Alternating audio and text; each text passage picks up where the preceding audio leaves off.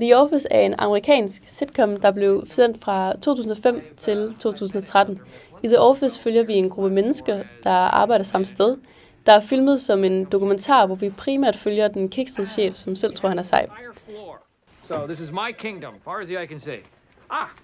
This is our receptionist, Pam. Pam Beasley. Karaktererne de er bevidst karikeret for at fremhæve deres humoristiske træk. Michael Scott er en klassisk sitcom-archetype, altså en chef, der tror, at han er elsket og sjov, men ofte fremstår pinlig og uvidende. Handlingen i pilotafsnittet er centreret omkring introduktionen af kameraet, der dokumenterer kontorlivet samt kontorets usikkerhed, da en mulig fyringsrunde truer med at ryste deres hverdag. Samtidig så giver episoden et indblik i de dynamikker, den humor og akavede situationer, der er seriens kendetegn. Oh, look at that face. People say I am the best boss. They go, God, we've never worked in a place like this before. You're hilarious. And you get the best out of us. Noget af det, der typisk sker i en sitcom, er, at man bliver kastet direkte ind i handlingen. De halvnære og halvtotale beskæringer er også kendetegnende ved sitcoms. Yes, hello. This is Michael Scott. I am the regional manager of Dunder Mifflin Paper Products. Just wanted to talk to you, manager of... Den sitcom, man kender fra i dag, blev til i 1950'erne. I sitcoms er det ikke den filmiske formidling, der er vigtig, men derimod skuespillernes replikker og hvordan de optræder. Et typisk sitcom-afsnit varer 20-30 minutter, og miljøet og karaktererne er de samme fra afsnit til afsnit. Og så sker der en selvstændig handling i hver afsnit, som typisk løses, så man kommer tilbage til udgangspunktet.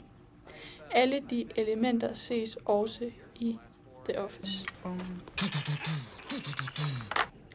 Sitcoms genre kommer tydeligt til udtryk i pilotafsnittet igennem en række klassiske elementer, som definerer sitcom.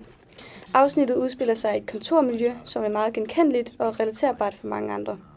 Konflikter og humor opstår i små øjeblikke, der udvikler sig meget organisk igennem hverdagssituationer. Eksempel igennem møder, små snakker ved skrivebordet, og hvor chefen prøver at være sjov, men typisk falder til jorden og efterlader situationen meget upassende og akavet. I still love that after 7 years.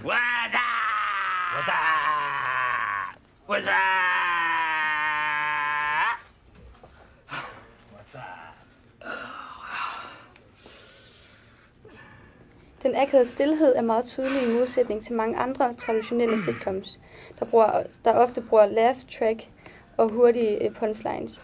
The Office bruger stilheden i akavede momenter til at skabe humor.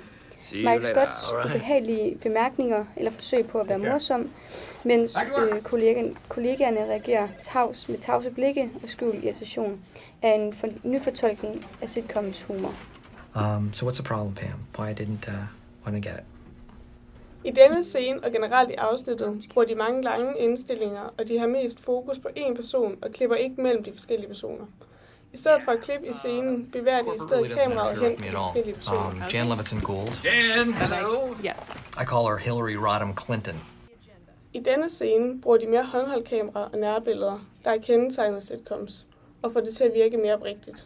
Efter den første indstilling er der en indstilling på 30 sekunder i normalt perspektiv.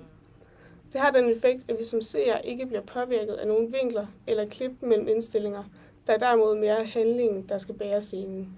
The company runs on efficiency of communication, right? Afsluttende kan vi konkludere, at The Office er en typisk sitcom på sin helt egen måde. Den benytter sig af helt klassiske sitcom-metoder, såsom håndholdt kamera, lange indstillinger, det monotone miljø og karakterer, der som sådan ikke udvikler sig. Dog bruges der i The Office intet laugh track, som er med til at skabe den akavede, kendetegnende stemning på kontoret. Look at that!